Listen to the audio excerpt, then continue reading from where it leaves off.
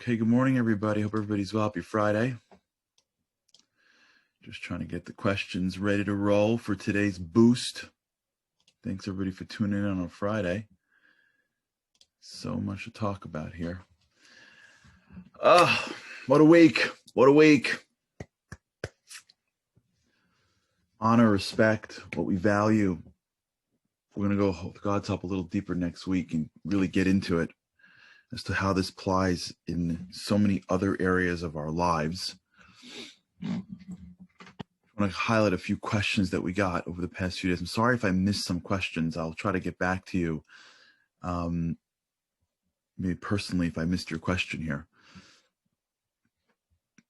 Question from let me start with this one. It came in from Carol. Thank you, Carol, for the beginning of your email. It's very sweet of you. Would you say that modeling is the best way to influence our loved ones? As I have learned through difficulty that preaching gets us nowhere and actually further than imaginable. The process is slow, but the results will be achieved. Baruch Hashem. I would love to hear more about this from you. So this is a great question about how do we influence others when it comes to the things that we value and respect most. So I remember when I was younger, I went to this great rabbi for this exact advice. And he said to me such an incredible point, especially when the kids are little. He said that, making a blessing is a really important thing. He said, if you notice, if you make blessings before you do something in a very quick way, your kids will never make blessings. But if you slow down and make blessings out loud, just watch what happens to your children. So I listened to him and I tried it. And it was amazing. It was astounding to see when the kids especially are little, that when I slowed down and made my blessings loud and slow, all of a sudden after a few weeks, like my kids made blessings.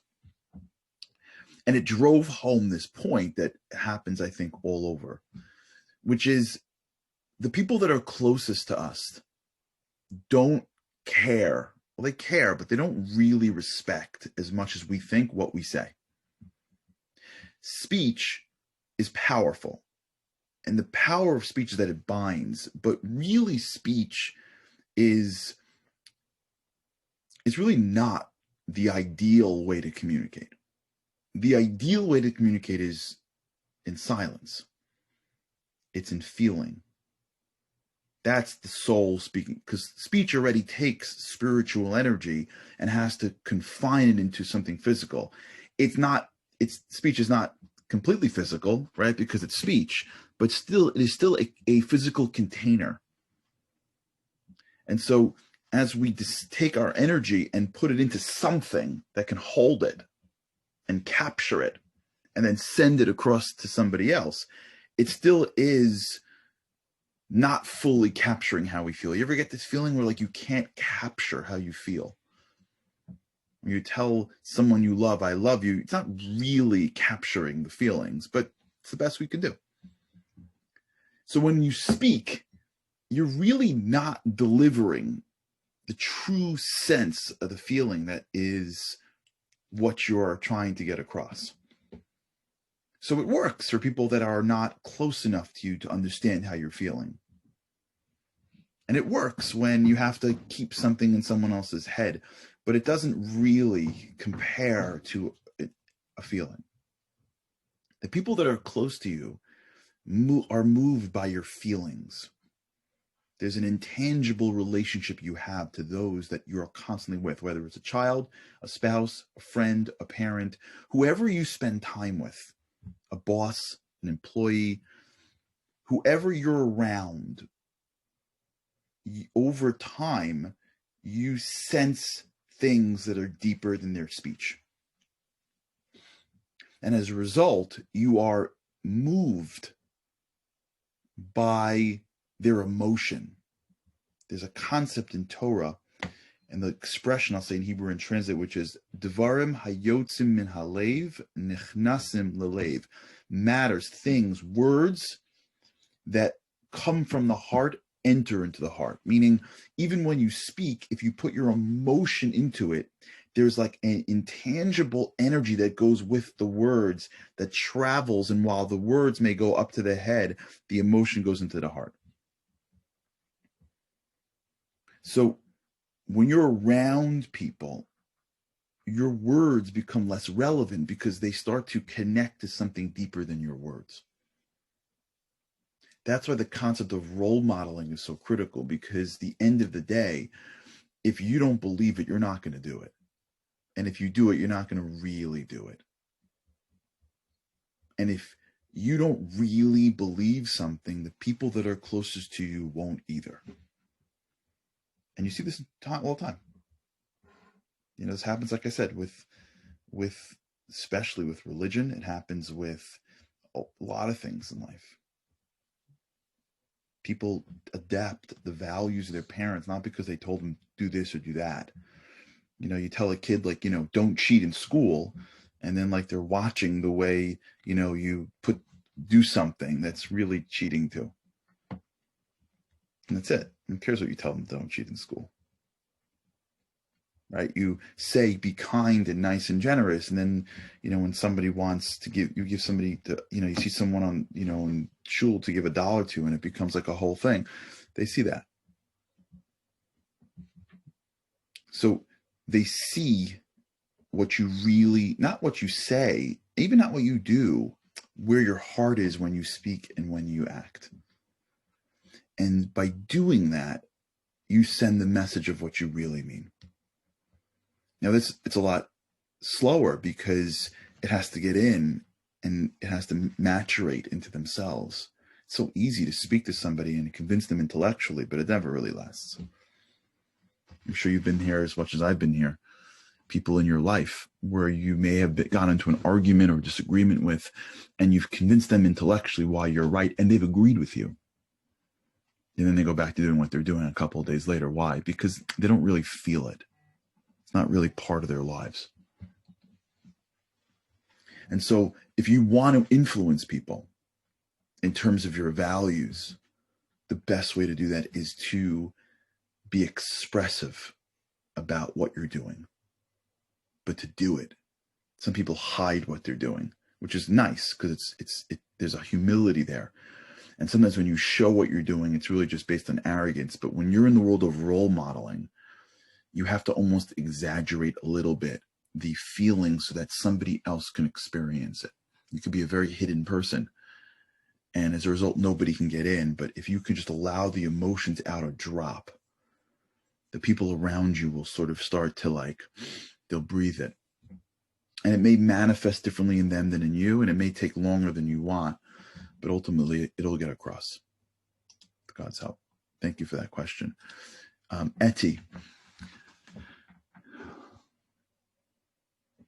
there's so many good things that I want to honor on a daily basis, and sometimes it's too much to put all the attention on all the things that I'm doing, my work, being with my parents, my kids, my friends, my Torah class, so I can't, and I feel guilty. How do I resolve that? Great question, Etty. There's a lot of things that we honor every single day, but let me sort of delve into this a little bit more. When I mean honoring, I don't mean doing a good job in. When I mean honoring, I mean getting to the value underneath the action. It's not the action that we're trying to get at. It's the underlying feeling and the underlying reason for the action. Right? This is so critical, and I'm so happy you brought this up. And I hope people are watching the Q&As too, because this is why we have them. Because when you hear things and you bring up ideas, I never would have thought to speak to this. So many times in life, we do the right things, but we haven't reconnected the value to that thing. Let me give you an example. You're working, you're parenting, or you're working in a charity, or you're doing charity work, whether you're handing out money or you're just doing volunteer work for an organization, right? So you're doing good stuff. Now, you're doing the good stuff because it's part of your values. You could have gotten another job. Let's assume someone's working for a organization that helps people. Okay, so whether you're working there or you do it on the sides, you're helping somebody. Now you're engaged in the activity because it's part of your value system. There are people that don't do that. I know people that spend all day just trying to make money. And when you ask them for anything, it's like a big deal. I know people like this. I'm sure you do too. They're not taking part of their day and volunteering or getting involved in meaningful activities. They're not even like really spending time with their family. I know people that like, they're like corporate famous. They're total dirtbags. Like total. They've got multiple women around. They don't see their kids. Like they're nice guys when they're like speaking in front of a shareholder meeting, but like if you know them in like the boardroom, like they're like toxic from a values perspective, right? So if you're not like that, which I'm assuming you're not, you're doing good stuff. So your actions really are manifesting your values. But what happens is that you go through life and you get into the weeds and we forget to go back and connect our values again. We don't align. We forget, I'm going to go see my parents because, yeah, I love my parents, but I want to be a kind child and I want to be a good child. And when I'm with them, I can express the kindness that I have. We don't think that way. So when we initially chose to do it, maybe we thought that way, but we stay at the surface and we get like caught up in the mundane. There are people working in nonprofits and they're like killing each other, back talking and bad mouthing each other and politics, and they're all working in a nonprofit because they all believe in some ideal. It's amazing. Like it's wonderful. They're doing such good work for the world. But like in the office, it's like negative drama city. How? It's because when they get to work, they haven't realigned their values with their actions. They're stuck in action. And so they're lost in action. So it becomes like, did this get through or did that get through? Or did I get this thing passed? Or did I get the budget I want? Or did, this work out or that work out? They get lost in the drama. And they forget to like, wait, let me get my values back. What do I honor? It's giving and changing the world. I get to do that every day. It's amazing. It's amazing. Like I get to use my life as an expression of my values. And if they would do that, they would come to work and they would be living their values. They wouldn't get stopped at the action. They wouldn't have to balance everything and get lost. It's all part of the values. And when you are doing things that are an expression of your values, you do them very differently. You take joy in them. You allow yourself to do things that you never would have thought you would have done. You appreciate what you're doing, even if it's hard, because you know it is building the muscle that is your value, that is your principle, that are the things that you want to stand for. It's a shame that parents are already doing the work to raise children. But as opposed to understanding every day that what they're doing is one of the greatest acts of kindness that a human can do, to have children and raise them. In today's day and age, that's even more difficult in a way, because first of all, kids, look, but forget the kids.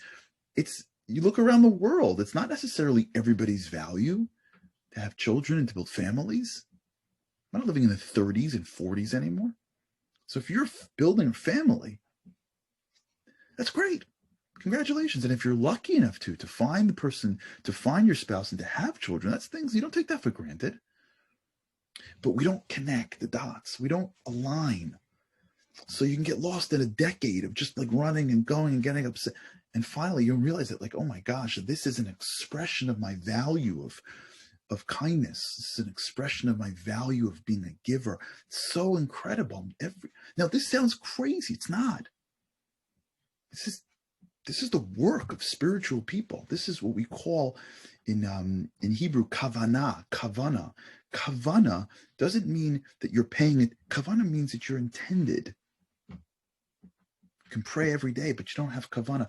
Kavanah, it comes from the word in Hebrew, kivun. Kivun means direction. For my Hebrew speakers, how am I doing? my Hebrew speakers over here. Usually I have a whole bunch of people that have Hebrew as a first language that are quick to make sure that I'm doing it right. I've been speaking Hebrew. I've been learning Hebrew since I was a kid, but I don't speak well enough. It's a huge problem. It's a huge problem. I need to speak better Hebrew. But this idea of kavana is not like when I'm praying. It's a life principle. If we can get this, it brings so much benefit to our lives. When I do something, kivun means I set a direction, right? It's like you shoot an arrow. You have a gun. You shoot a gun. Just to spray a gun, you stop, you focus, and you shoot. When I do things every day, if I stop and I focus and I go, okay, I'm doing this because of this. Now we connect our intentions with our actions. The actions explode. And they become an expression of who I am. I don't get lost in the day-to-day of life. And then when I'm done with it, I have to think back and realize that the things that I'm doing isn't satisfying me. Not because the action isn't satisfying. It's because I haven't intended enough. My intention hasn't brought out the spiritual energy of my action. Right. Richard's right. A concentration. Thank you, Richard. Intent, focus. When we intend things and we align our intentions with our actions become so much more powerful because they're filled with the spiritual energy of who I am. That's why I'm on this board. That's why I'm in this organization. That's why I have a family. That's why I'm volunteering in this organization. There's a person that watches here, an incredible person. And she goes on trips all the time. She's incredible. She's going on trips. She's running around doing. It's amazing. And I can tell you myself, when I've gone on trips, sometimes I have to fight my head being like, don't get worried, don't get lost. Sometimes I would go on, we'd run these men's trips from this great organization, Momentum. Sometimes I'm on the men's trips and my whole day is like, wait, is it going to work out? Is it going to work out? Is it going to work out? Is it going to work out? Is this guy going to be here? Is it going to rain tomorrow? Do we have and when you're running a trip, it's like every second you're so worried that everything works out. And I have to remind myself, I'm on a trip. This is the best. This is the greatest thing in the world. And then as soon as I remind myself of where I am and why being here is an expression of who I am, all of a sudden I can feel like a rush of this is awesome. This is how life is supposed to be. It's supposed to be awesome, not because it's easy. For those who are on timeless lessons, this is what I'm talking about in a few minutes when I tape this week's. If you want to get timeless lessons, just let us know. You can email me, charlie@charlieharary.com. This is Abraham's life. I'll end with this. I know it's almost 9:20. For those, we're talking about Abraham in this week's Torah portion. This is his life. He had a difficult life, but it was filled with this spiritual energy. I'm doing the right thing. I'm aligned with my values. I'm aligned with the true essence of who I am. And this is what we're getting at here. And if you've been with me, this is what we're doing. We're going to connect with God's help these dots, right? Discipline and enthusiasm are just car levers. But when I align what I do with who I am, which is the middle, it's called Tiferet, that's when my life starts to explode. I look at what I honor. I look at what I respect, not the action, the value, the principle. And I take that and I draw it into my actions and I remind myself before I do something. We'll get this by Hanukkah. There were Hasidic leaders that would spend an hour mentally preparing for lighting a Hanukkah candle. They would watch them for an hour in deep thought and meditation. I'm like, what are they doing? Hanukkah candles are very holy things. They would align their intentions that when they did that action, it was filled with all the spiritual energy. That's how we start to really explode. We take the actions, enthusiasm, zeal, discipline, and we start to connect it with the values, the principles, the soul. And when I start realizing that the thing that I'm doing is it's the pathway to express that and who I am. As I'm doing it, I'm feeling totally different about it. As I'm doing it, I am filled with this energy. This is my value. This is who I am. I'm living this. And I get this rush because everything is aligned. I go deeper than the actions. Okay, we'll talk a little bit more about this starting next week. Oh, thank you guys for a great week. I love you guys. You know that. We're part of the family. What would I do without you? What would I do without you? Have a great weekend for everybody. Thank God. I understand that people from all backgrounds and denominations that watch. Thank you for doing that. Thank you for watching and being a part of it this week. Have a great weekend no matter where you are. Good Shabbos, Shabbat Shalom. And I thank you for the week. With God's help, I cannot wait to see you again next week. Looking forward, hopefully, to see you on Sunday with God's help. Thank you again, and have an awesome, awesome weekend. Looking forward to seeing you next week.